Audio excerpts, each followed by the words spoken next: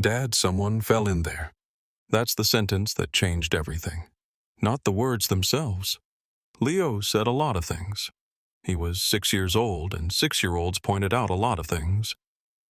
But the way he said it, that quiet observation that made Marcus look up from the equipment manual on his phone, that was the moment the world shifted on its axis.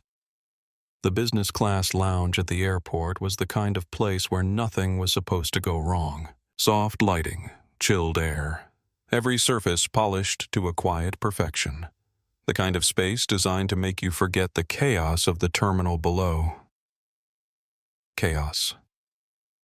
That's what the main floor was. Families yelling at children. Children redistributing crackers across 20 square feet of carpet. People in a hurry, always in a hurry, never satisfied with where they were or when they'd get where they were going. Up on the second level, everything was different. Sophia Hart sat near the window with her spine straight and her fingers scrolling through contract terms on her tablet. She had not blinked in 47 minutes. She had learned a long time ago that blinks were where errors lived. Errors meant mistakes. Mistakes meant failure. And Sophia Hart had never failed at anything that mattered. She was 26 years old, and the youngest chief executive in the history of Metaxas Health Systems. The company monitored patient data in real time. Hospitals, insurance companies, emergency response networks. They trusted Metaxas with information about people in their most vulnerable moments. It was serious work. Sophia treated it like a general treating war. Not with passion, but with the cold clarity of someone who understood that mistakes happened to other people, not to her. That morning, sitting in the business class lounge, she noticed something new. A tremor in her fingers. Just slight, just enough to register as data. She dismissed it the way she dismissed most inconvenient truths, through sheer force of will. Hydration. That was almost certainly what this was. She reached for her water glass and held it with great precision, the way a person does when they're concentrating very hard on appearing normal. The water did not help. The room did an almost imperceptible tilt. Everything tilted about half a degree to the left, like someone had adjusted the world while she wasn't paying attention. Sophia set the glass down with even greater precision. Her hands were starting to shake now. She could see it. She could feel it.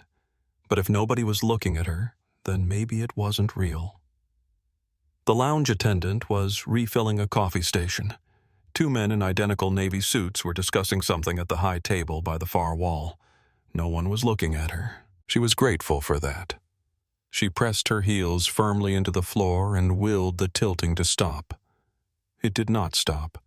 Instead, it deepened, and with it came a warmth behind her eyes that she had never felt before. A sudden, profound conviction that something was wrong with her in a way that was not dehydration and not fatigue.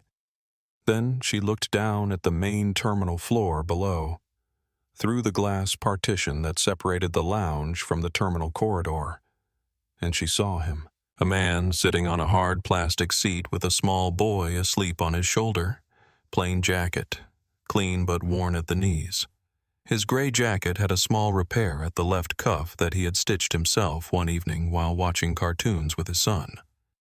He was lean and quiet in the way of someone who had long ago stopped spending energy on things that did not matter. But there was something in his stillness that caught her attention in a way she did not expect. She watched him for 3 seconds, maybe 4, and then, as if he had felt the weight of her attention the way she sometimes felt the weight of others, he looked up, directly at her, through the glass across the distance. Their eyes met. His expression did not change. He did not smile. He just looked at her the way he was looking at everything, with complete attention, with the full weight of his awareness. For just a second, Sophia felt seen, really seen, not the CEO version of her, not the controlled version, just the girl who was coming apart at the edges and trying very hard to pretend she wasn't. Then the room tilted violently. She reached for the edge of the table. The glass went first, knocked sideways by the involuntary jerk of her arm as her grip failed. It caught the edge of a small decorative plate. The sound was clean and sharp in the quiet of the lounge, crystal against porcelain. A single crack that turned every head in the room. Then Sophia went down. She did not crumple slowly. She went sideways out of the chair with a weight and finality that made the three people closest to her take a step back instead of forward. Her tablet clattered to the floor beside her. One of her earrings scattered under the low table. The lounge went completely silent for one long second. Then it filled with sound, voices, movement, the scraping of chairs. But none of the movement was coordinated and none of the voices contained instruction. A lounge attendant crossed the room at a near run, then stopped 3 feet away. Her hands pressed together in front of her chest. A security guard appeared in the doorway from the corridor, looked at Sophia on the floor, and reached for his radio.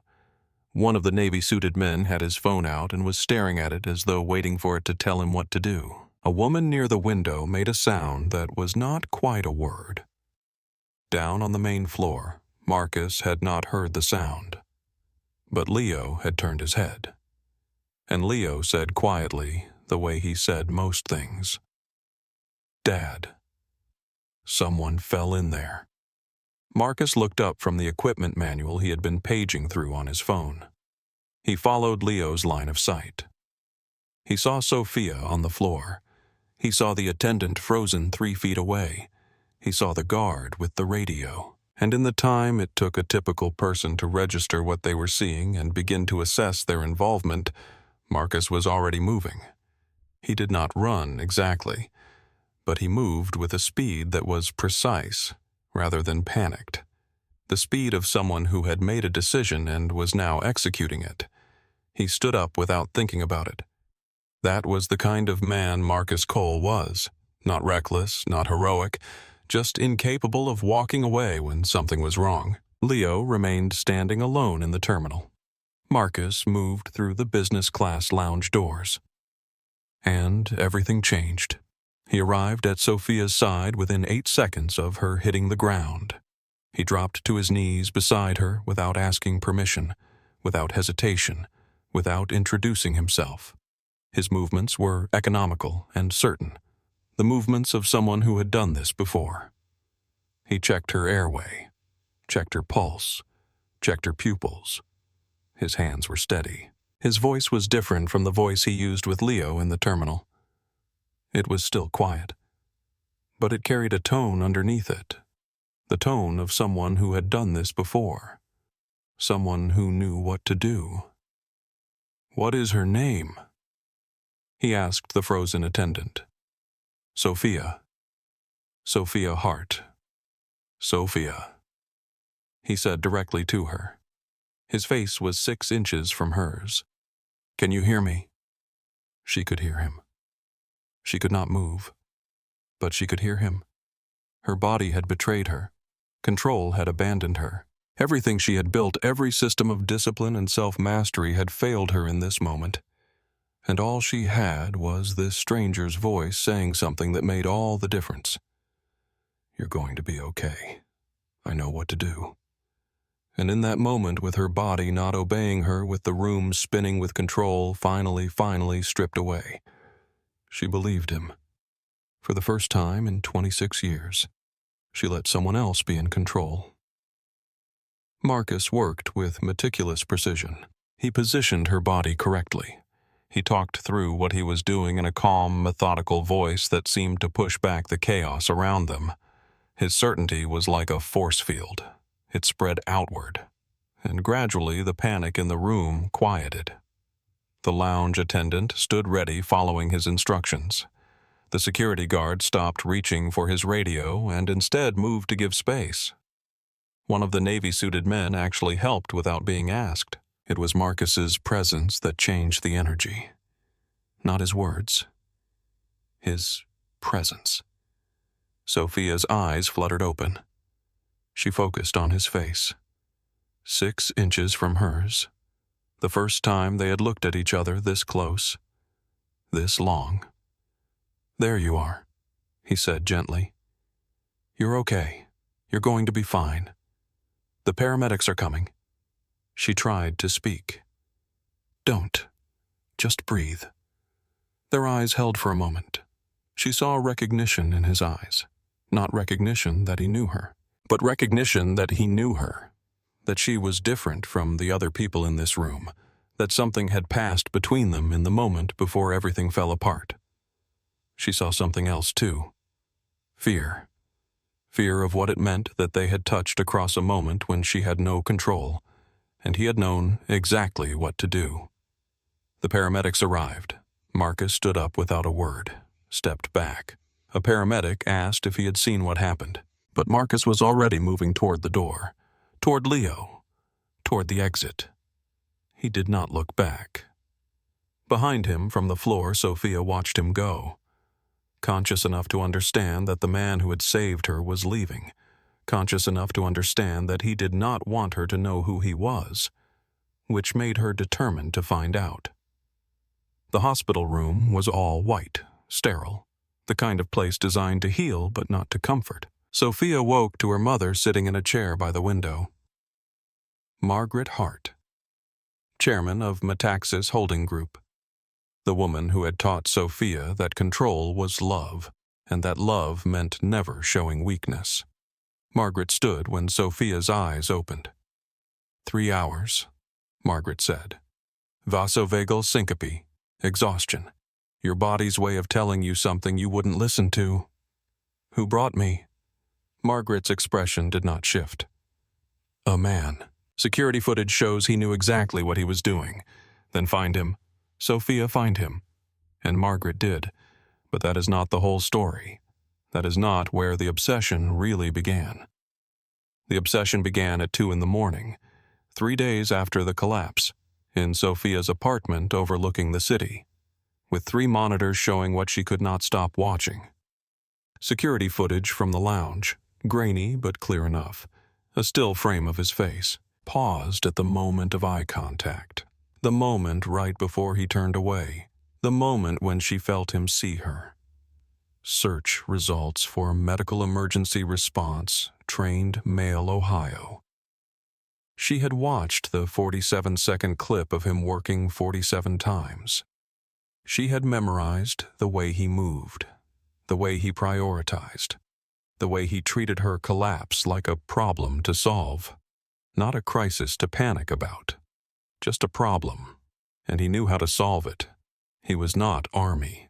The movements were too precise, too learned in a civilian context. Paramedic or ER tech, emergency room nurse. Something in that universe. Something where you learn to be certain in moments when certainty is life. He worked somewhere. She just had to find out where.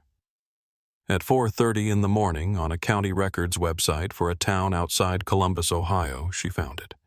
Marcus Cole, sole proprietor. Medical equipment diagnostics and maintenance. Address listed. His photo was not on the filing, but she had seen his face. She would find the garage. She would find him. She would find out why a man with that much training had walked away from it. Why he helped her and then disappeared. Why one moment of eye contact through a glass partition had made her question everything she knew about control and certainty. The next morning, she mentioned it casually to Margaret over breakfast. "You're thinking about the man at the airport," Margaret said. It was not a question. "Yes, he has a son." Sophia set down her coffee. "I know. He lost his wife. I know that too." Margaret studied her daughter with the expression of someone watching a carefully controlled system begin to destabilize. A man like that. Someone who trained for emergency response and then walked away from it. He walked away for a reason. I want to know what reason. That's his story to tell, not yours to uncover. Sophia looked at her mother. When the paramedics arrived, he left. He didn't stay to be thanked. He didn't want recognition. Exactly.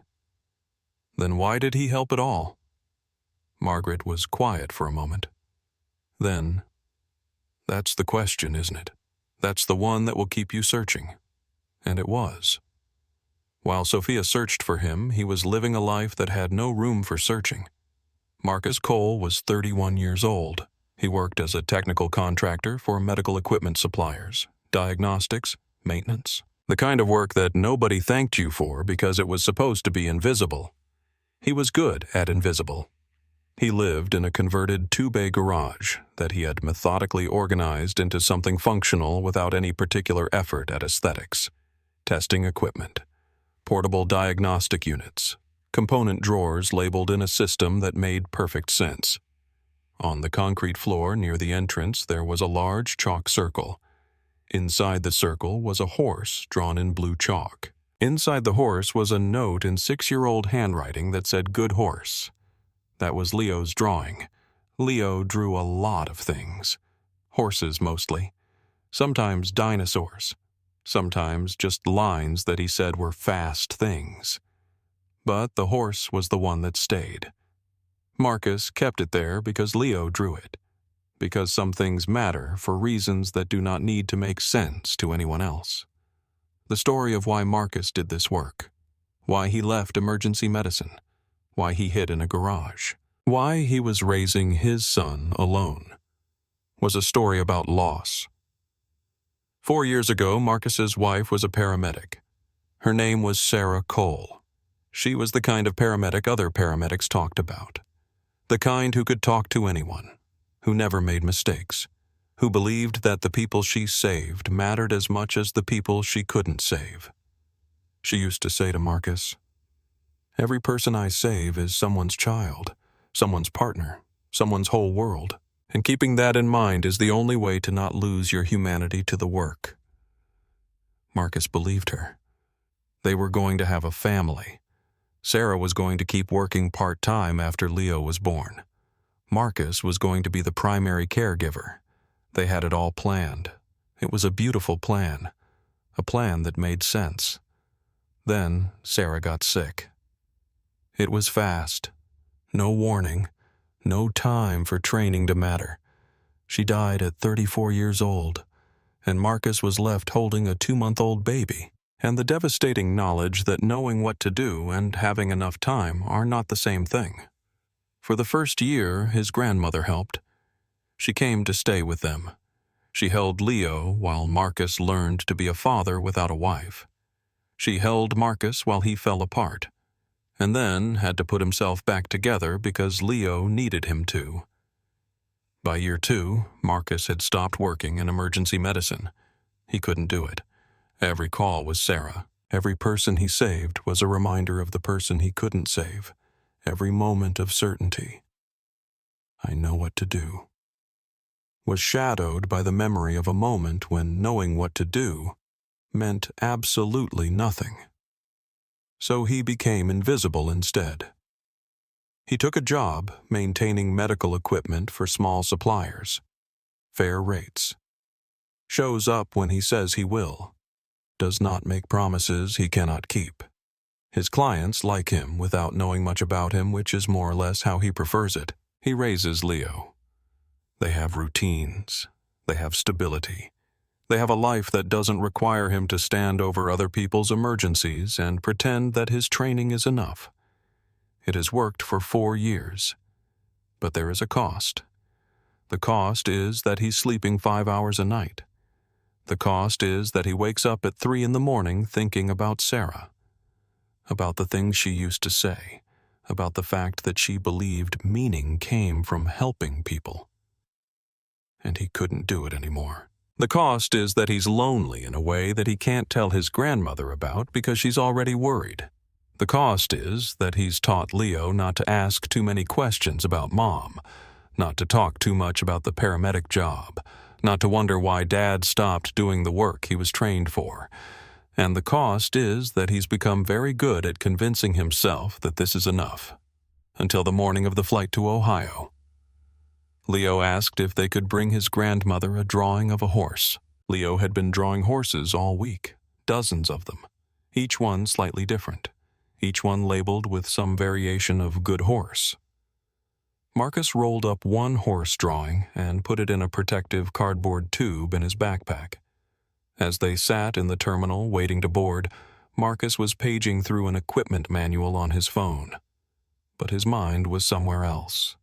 It was on Ohio, on his grandmother, on the fact that she was getting older and he wasn't visiting enough, on the fact that Leo was going to get older too, and Marcus was running out of time to give his son a different story about his father than the man who gave up. So when Leo pointed at the business class lounge and said, "Dad, someone fell in there," Marcus looked up, and he saw her. Not just saw her physically, but saw her, the way she was sitting, the way she was carrying the weight of control like it was her only job, the way she looked down at the terminal and locked eyes with him for 1 second.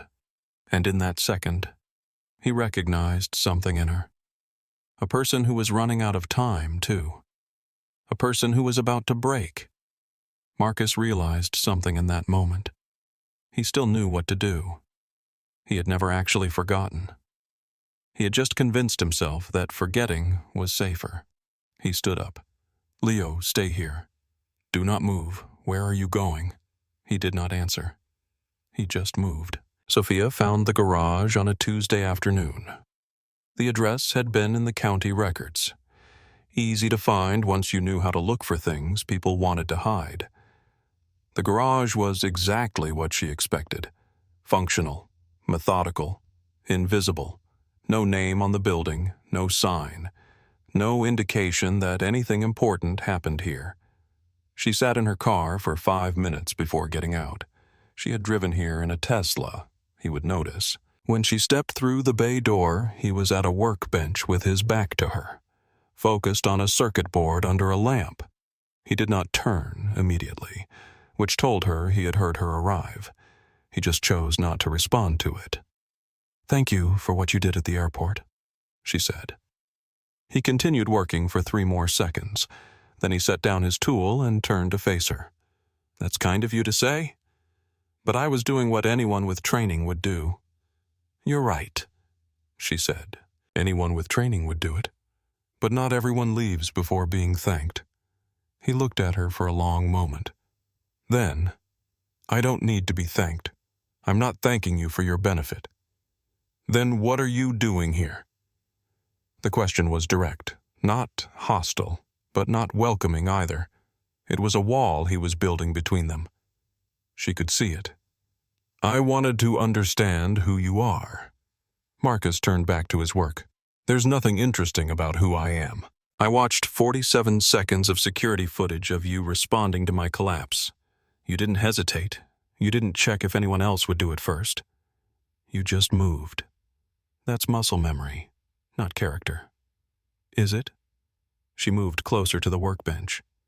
"Because I've watched hundreds of people with muscle memory.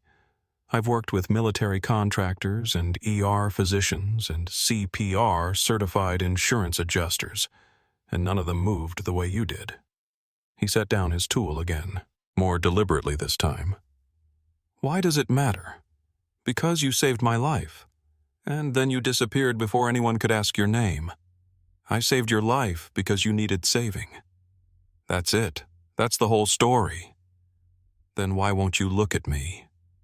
Marcus looked at her. Really looked at her. And Sophia saw something in his expression that she recognized. The same thing she felt. Fear. Of what it meant that they had touched across a moment when she had no control, and he had known exactly what to do. "I have a son," he said quietly. "I know. A son who lost his mother. I can't be the kind of person who runs toward things anymore. I have to be the kind of person who stays, who doesn't leave, who keeps what matters safe. I'm not asking you to run toward anything. Aren't you?" His voice had an edge now. "You tracked down my address. You found my garage. You're standing in my space in a $200,000 car dressed like a board meeting asking me to explain who I am. That's you running toward something. That's you deciding I'm interesting enough to pursue." Silence filled the garage like a living thing. "I can't be that," he continued. "I can't be something that looks interesting to someone like you." and then watch you realize I'm just a man with a 6-year-old and a job that pays bills. That's not why I'm here." "Then why?" And she told him the truth. "Because for 26 years I have been in control of every moment of my life, and in the moment when I had no control, when I was on the floor with no power, no knowledge, no way to fix it, you were certain. You were completely certain that you knew what to do. And I've never felt anything like that. Not in a boardroom, not in a relationship, not anywhere." Marcus said nothing. "You don't have to be anything other than what you are." She continued, "I'm not here to fix you or fix myself through you. I'm here because I watched you work, and I realized that what I've been building my whole life was designed to protect me from exactly the kind of moment where I would need someone like you." He looked at her for a long time. The expression in his face changed, softened, opened slightly. "Leo," he called. "Come here, buddy." Leo appeared from the back room with an orange he had been peeling. He looked at Sophia with the same patient attention he had given her at the airport. Then he smiled. Not a child's social smile. A genuine smile. Like he had decided she was not a threat. Marcus's expression softened even more. "Her name is Sophia," he said to Leo. "She's the person I helped at the airport." Leo looked at Sophia with new understanding. Then he looked at his father. "Is she why you couldn't sleep?" Leo asked simply. Something in Marcus's face broke open. "Yeah, buddy, she is." Sophia felt something shift in her own chest. Because Marcus had been awake thinking about her. Because a 6-year-old had noticed. Because what they had touched in that moment at the airport was still vibrating between them, real and undeniable. "I have a proposal," Sophia said. Her voice was different now, less controlled, more honest. "Something I'm developing for work. Something that would pay fairly if you were willing to help consult." Marcus moved closer to Leo, like he was shielding him or grounding himself. "Sophia, not because I need you to fix anything," she continued, "but because I think what you know matters, and I think you stopped believing that about yourself." The chalk horse on the floor between them, Leo's drawing from earlier, the one that said, "Good horse," suddenly felt like the most honest thing in the room. Marcus was quiet for a long moment. Then he gestured at a metal stool near the bench. "I have a few minutes." And in those few minutes, the entire dynamic shifted. He wasn't just a man she had been hunting. He was a man who had been awake thinking about her. Which meant the connection that had happened on the floor of the lounge had been real. For both of them. Sophia sent the consulting contract 2 weeks later. Marcus did not sign it. She sent 3 follow-up emails. He responded to 0. She was in a board meeting when her assistant texted. Garage address requested 2 more times. So she drove to Ohio on a Friday night. She had a key to the garage now. Marcus had given it to her weeks ago, but she used it respectfully. Knocking first. She found him with Leo eating peanut butter from a jar. It was 8:30 in the evening. They were sitting on an old couch in the corner of the garage, watching the sun set through the bay doors.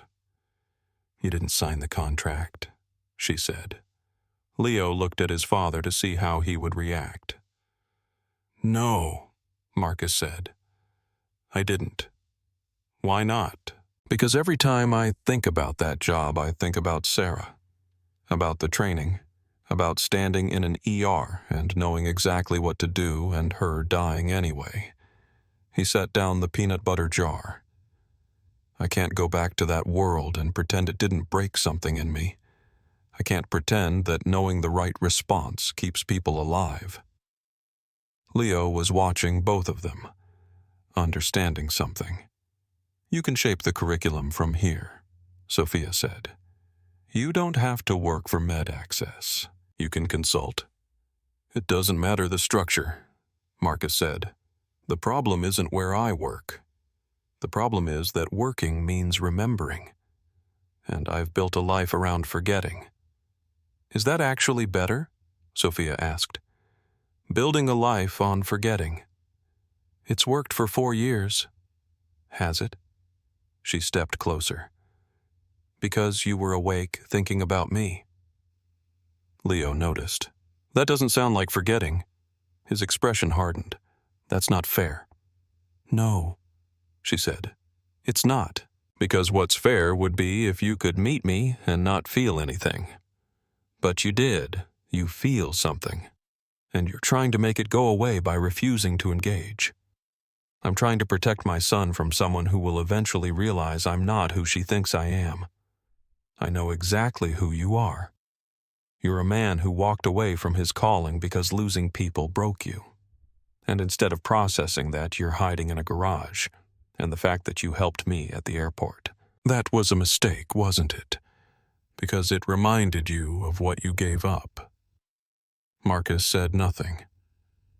Help me build something that honors what you gave up, Sophia said.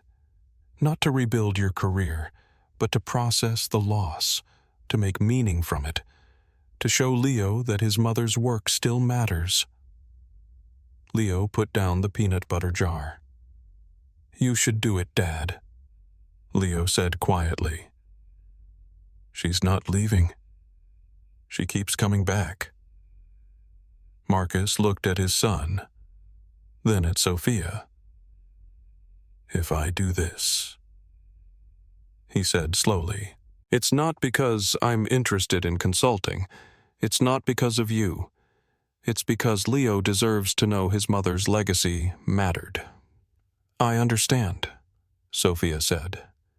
Do you? Marcus asked.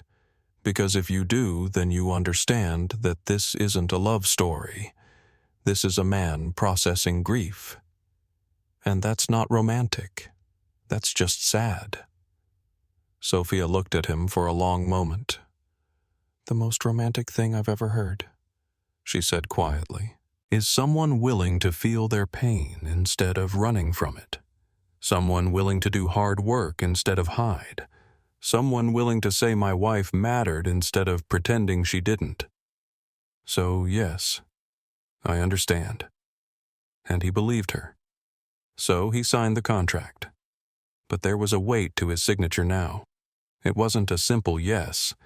It was a surrender to something he'd been fighting for 4 years. Over the next 6 weeks, the garage transformed. It was no longer just a workspace for Marcus. It became a collaboration.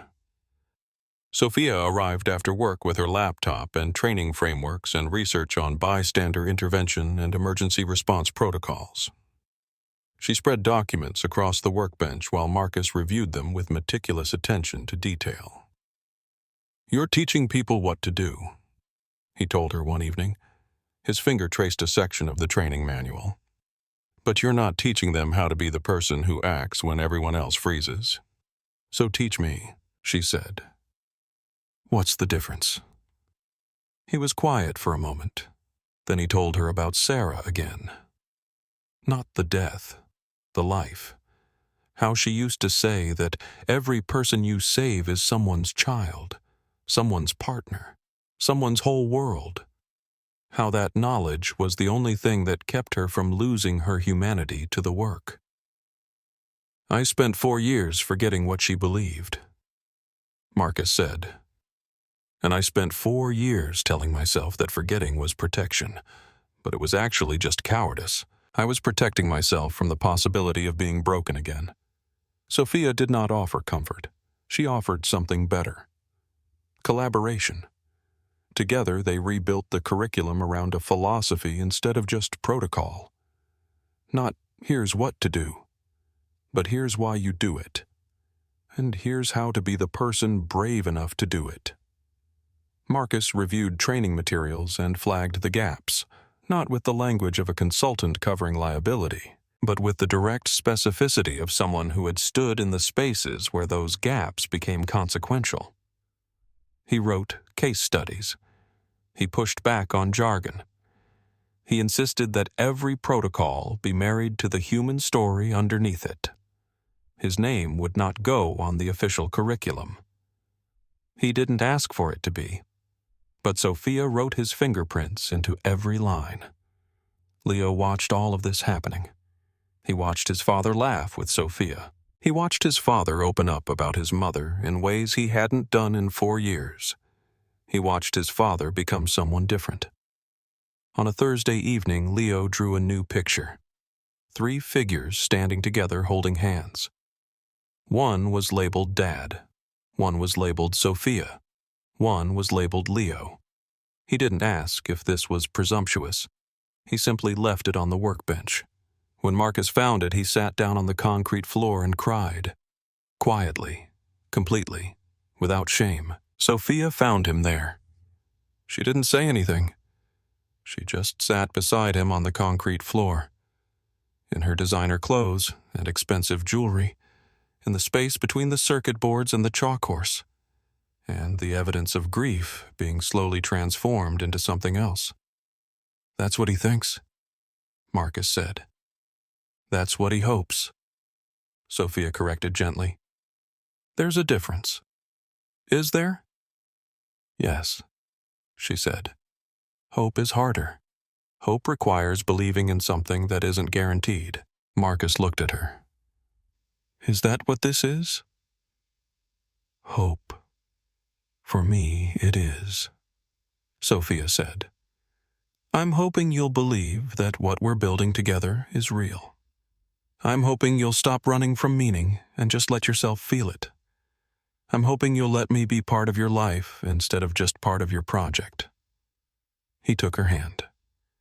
It was the first time they had actually touched outside of that moment in the lounge. The first time he had initiated contact. I'm scared, he said. Good, Sophia said. If you weren't scared, you wouldn't be doing the hard thing. By week 6, the training curriculum was ready.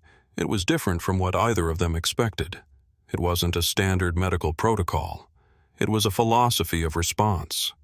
A curriculum designed to teach ordinary people, administrative staff, facilities workers, anyone, not just how to save a life, but why they were the kind of person who would try.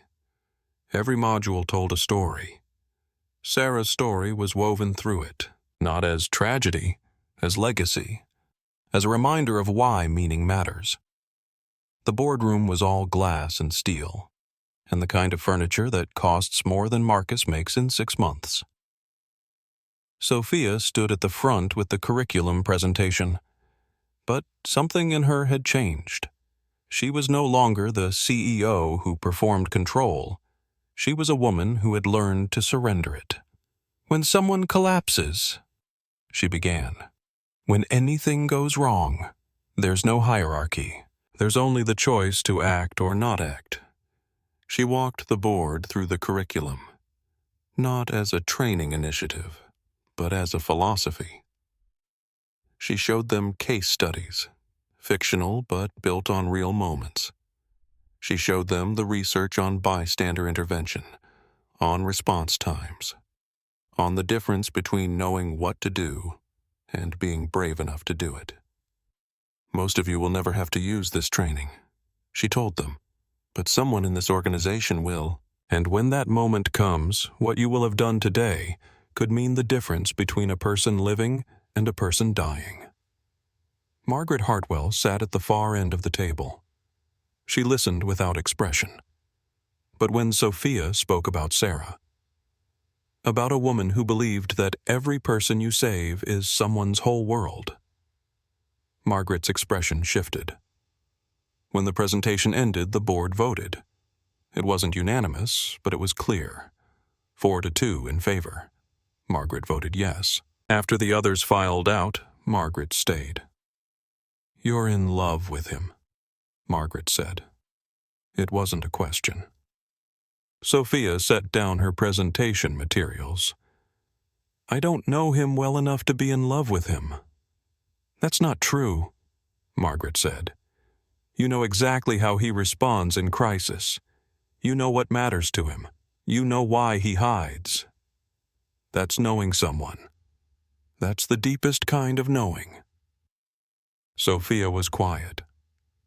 "What are you going to do about it?" Margaret asked. "I don't know," Sophia said. "He's protecting his son. He's processing grief. He's only here because he wants to honor his wife's memory.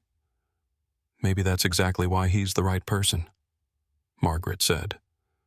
"Someone who loves the people he loves that much. Someone willing to feel his pain instead of run from it. That's someone worth waiting for." Margaret stepped closer to her daughter. "You were always so sure you could control everything?" Margaret said. "I watched you as a child, always needing to know what would happen next, always preparing for every possibility. But love doesn't work that way. You can't control it. You can only choose it." "What if he doesn't choose me?" Sophia asked. And the question was so vulnerable that Margaret pulled her daughter into an embrace, for the first time in years. "Then at least you'll know you were brave enough to ask," Margaret said. "And that matters more than the answer." That evening, Sophia drove to the garage without calling ahead. She found Marcus there with Leo, the curriculum printed and bound, sitting on the workbench. "It passed," she said. "The board approved it. All of it." Leo jumped up and down. Marcus looked at the bound curriculum like it was something he couldn't quite believe was real. "Your name should be on this," Sophia said. "I want to go back to the board and ask for an amendment. I want people to know that you shaped this, that your wife's philosophy is at the heart of it, that you didn't hide from your grief. You transformed it." Marcus picked up the bound curriculum, looked at it from different angles, like he was trying to understand it from all sides. "There's something else," Sophia said. "Something that's separate from the curriculum." She stepped closer. "I love you." And it came out exactly the way the moment required. Simple, true, no decoration. Marcus looked up from the curriculum, set it down slowly. "I know," he said. It was almost a smile. "I've known since you showed up at my garage in a Tesla asking me to explain who I am." "Is that a problem?" she asked. "No," he said. "It's exactly what I needed. Someone who would show up. Someone who wouldn't give up. Someone who could see past my hiding to the person I was before Sarah died." "I don't want you to be that person," Sophia said. "I want you to be the person you are now, the person who hides and grieves and loves his son and helps when it matters." He moved closer. "Then that's who I'll be," he said. "As long as you stay being someone brave enough to let me be broken and healing at the same time." They kissed there, between the circuit boards and the chalk horse, and the bound curriculum that had Sarah's fingerprints on every page. Leo, watching from the workbench, smiled. The first cohort of the First Response Training Program launched on a Tuesday morning in early spring. The classroom wasn't a boardroom.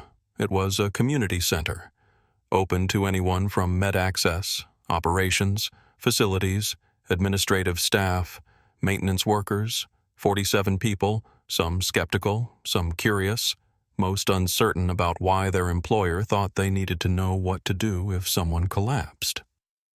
Sophia stood in front of them, but she was different from the woman who stood in the boardroom. She was vulnerable. She was real.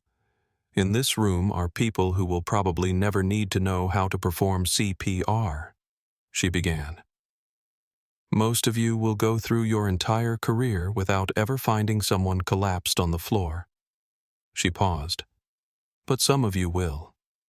And when that moment comes, everything you know about hierarchy and rules and waiting for permission will be less true than the thing you're about to learn. She taught them about airway, about pulse, about the window of time when knowing what to do matters. She taught them that there's almost always something a person can do if they know what to do, and that knowing is available to anyone who decides to acquire it. She said. For the first time, she told them about what happened at the airport. She didn't name Marcus, but she told them about the woman who collapsed, about the man who knew what to do, about the moment when control stripped away, and all that mattered was someone knowing what to do. That man was trained as an emergency responder years ago, Sophia said. But he stopped doing that work because he experienced loss, because he thought that knowing what to do wasn't enough. And he spent 4 years in hiding, believing that safety was better than meaning. She paused, and then he helped me, and he remembered that his wife, who was also a paramedic, used to say that every person you save is someone's child, someone's partner, someone's whole world, and that knowing this was the only way to not lose your humanity to the work. In the back of the room, Marcus Hale sat with Leo on his lap. Sophia hadn't asked him to come. He came anyway. When Sophia spoke about Sarah, Marcus looked down at Leo and saw him watching his father's face with the kind of attention children give to moments they understand are important. "Is that the lady you kept thinking about?" Leo asked quietly. "Yes," Marcus whispered back. And Sophia, without breaking her presentation, without losing her composure, felt his presence and understood exactly why he was there. He was honoring Sarah. He was telling Leo, "This is how we make meaning from loss." He was showing his son, "Your mother's work is still saving people." When the training ended, the participants filed out. Some approached Sophia with questions. Most left quietly, understanding that something had shifted in them, the kind of shift that happens when someone shows you that you're capable of more than you thought. When everyone else was gone, Marcus approached her. Leo was with Margaret in the hallway, getting water and crackers. "You mentioned me," Marcus said. "I mentioned someone trained who didn't stay in the field," Sophia said. "I didn't mention your name." "He would have understood anyway," Marcus said. Leo understood. "Why are you here?" Marcus looked at the empty classroom for a moment. "Because Sarah used to say what you said," he said. "That every person you save is someone's whole world. And I spent 4 years believing that if I couldn't save everyone, then it didn't matter to save anyone. That the work was just a reminder of failure." He turned back to Sophia. "And then you collapsed. And I moved without thinking. And I remembered that Sarah was right. It matters. It all matters. Even if you can't save everyone. Even if knowing what to do isn't enough. It still matters that you try." Sophia stepped closer. "I love you," she said again. Not a question. A statement. A commitment. "I know," Marcus said. "I've loved you since the moment you locked eyes with me in the terminal before you collapsed. I just didn't know how to trust that love without running from it." He took her hand. "I'm not running anymore," he said. A week later, the official curriculum was released with Marcus's name on it, not as a consultant, as a co-creator, as someone whose expertise and whose grief, and whose wife's philosophy shaped every line. The press release mentioned Sarah. It mentioned that the curriculum was created in partnership with emergency response specialists and designed to bridge the gap between technical knowledge and field-level competence. It also mentioned Marcus Cole, who lost his wife 4 years ago, and who decided to transform his grief into a gift. Leo read part of it aloud to Marcus. "It says Mom is in the book," Leo said. "She is." Marcus confirmed. She always was. A month later, Sophia was moving out of her penthouse downtown. Not because Marcus asked, not because she was giving up her career, but because they had decided that the garage, the place where chalk horses were drawn and meaning was made, was more their home than any expensive address could be. They weren't married, not yet. They were still figuring out what they were building, what it meant to create a family that included grief and love, and a 6-year-old's wisdom. and a woman's transformation, and a man's redemption. Leo had drawn another picture. The four of them, Leo and Marcus and Sophia, and a figure with wings that he said was Mom, watching from her important place. The drawing hung on the garage wall, next to the chalk horse, next to the framed curriculum that now included Marcus's name, and a dedication to Sarah Cole, paramedic, wife, mother, believer that every person you save is someone's whole world. Margaret visited every Saturday. She and Marcus had developed an unexpected friendship. She brought groceries. She listened to Leo's stories. She watched her daughter move through the world with less armor and more authenticity than Margaret had ever seen. "You're happy," Margaret observed one Saturday, watching Sophia laugh at something Marcus said. "I'm terrified," Sophia corrected. "But yes, I'm happy too. Terrified of what?" "Of losing him," Sophia said simply.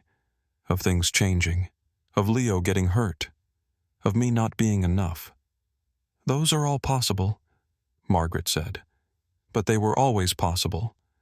The difference is now you're not trying to prevent them. You're just living with them." Sophia nodded. "That's braver," Margaret said. On a spring evening, Sophia was working on her laptop in the corner of the garage, while Marcus reviewed training materials. Leo was drawing. The radio was playing something soft. It was ordinary and unremarkable, and absolutely full of grace. Leo looked up from his drawing. "Is this forever?" he asked. It was the kind of question children ask when they need reassurance about the permanence of things that feel temporary. Marcus set down his materials. Sophia closed her laptop. "We're not going anywhere," Sophia said. "But people always leave," Leo said. The kind of simple wisdom that only a 6-year-old who had lost a parent could speak. Marcus and Sophia exchanged a look. "Some people do leave," Marcus said gently. "That's true. But Sophia is choosing to stay, and I'm choosing to stay, and we're choosing to stay together. That's different from leaving." "How is it different?" Leo asked. "Because leaving is something that happens to you," Sophia said. "Staying is something you decide every day. Every morning when you wake up, you choose it again." Leo considered this. "Will you choose it tomorrow?" he asked Sophia. "Yes," Sophia said. "And the next day, and the next day. As long as you and your dad want me to." "Forever?" Leo asked. Sophia looked at Marcus. Marcus nodded. "Forever?" Sophia said. "Or as close to forever as we can get." Leo returned to his drawing. He added Sophia to the picture now. Not separate, but part of the family, part of the story, part of the forever. That night, after Leo was asleep, Marcus and Sophia sat on the concrete floor of the garage. The chalk horse was still there, slightly faded now, but still visible. The curriculum sat on the shelf, already being taught to the second cohort. Sarah's photograph, one that Marcus finally felt ready to display, hung on the wall. "I never thought I'd be here," Marcus said. "Where?" Sophia asked. "Happy," he said. "After Sarah, I thought that part of my life was over, that I could only ever be functional, a good father, a competent worker, but not actually happy." Sophia took his hand. "You're allowed to be happy," she said. "Sarah would want that." "I know," Marcus said. "That's what took me so long to believe. The chalk horse on the floor, the curriculum on the shelf, the photograph on the wall, Sarah's name in every line they had written together, her philosophy living on in the people they had trained, her son secure in the knowledge that his mother mattered, that her work was still saving people. And in the corner of a converted garage, a man who had learned that honoring grief doesn't mean staying dead, learned to live, A woman who learned that control is less important than connection, learned to surrender. And a boy who had lost his mother learned that families aren't always what you expect, but they can be exactly what you need. That was the moment everything changed, not with drama or fanfare, but with the quiet certainty of people choosing each other, every single day, in a chalk circle on a concrete floor, in a curriculum that saved lives, in the eyes of a child who finally felt safe enough to hope. And in that moment, Marcus understood something that Sarah had known all along. That meaning doesn't come from preventing loss.